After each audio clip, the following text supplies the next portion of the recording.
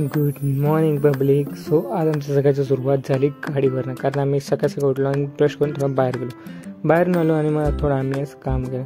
मग दुपारी लंच नंतर पण आम्ही डायरेक्ट काम केलं. मग लॉगआउट करून आम्ही निघालो बाहेर फिरतीला.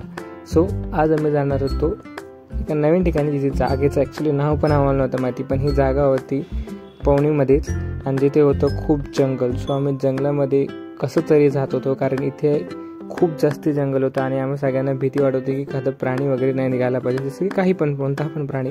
पण तरी आम्ही कसं बसं निघालो आणि जाताना सगळ्यांना खूप एक्साइटमेंट होती, कारण सगळे पहिल्यांदा असं ट्रॅक करत होते. हा ट्रॅक छोटासाच होता, अर्धा तासाचा मॅक्सिमम. सो आम्ही मग पटापट पोहोचलो वरती, कारण हा ट्रॅक सुरू असताना खूप जास्त भीती वाटत होती सगळ्यांनाच. सो आम्ही कसं बसं वरती पोचलो. काही लोकांनी तर गाडी पण घेतली, जसं तुम्ही बघू शकता.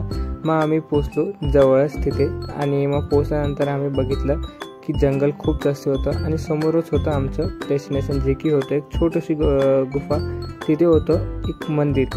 सो त्या गुफामध्ये जायला पण थोडं भीती वाटत होती, कारण ती गुफामध्ये होतं एक तर पाणी आणि वरनं अंधार, काहीच दिसत नव्हतं. तुम्ही बघू शकता काहीच दिसत नव्हतं. लाईटमुळे टॉर्च घेऊन आम्हाला जायचं होतं आणि मग शेवटी आम्ही पोचलो.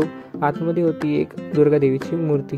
सो आम्हाला खूप चांगलं वाटत होतं आणि खूप चांगली मूर्ती होती. ते पण पूर्ण पाणी होतं, तुम्ही बघू शकता. दुर्गादेवीची मूर्ती पण खूप चांगली होती. तिथे जर कोणी स्वच्छता केली असती तर अजून खूप चांगलं वाटलं असतं, पण ते खूप जंगलात असल्यामुळे मी बी कोणी तिथे लक्ष देऊ शकत नाही. तुम्ही बघू शकता दार येताना एंट्रीमध्ये पण पाणी होतंच.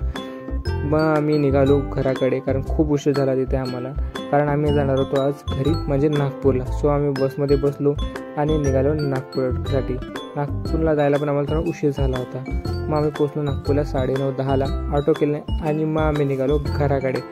सो घराकडे जायला उशीर झालाच होता ऑलरेडी, घरच्यांनी खूप ओरडा मारला. सो आजसाठी पब्लिक बाय.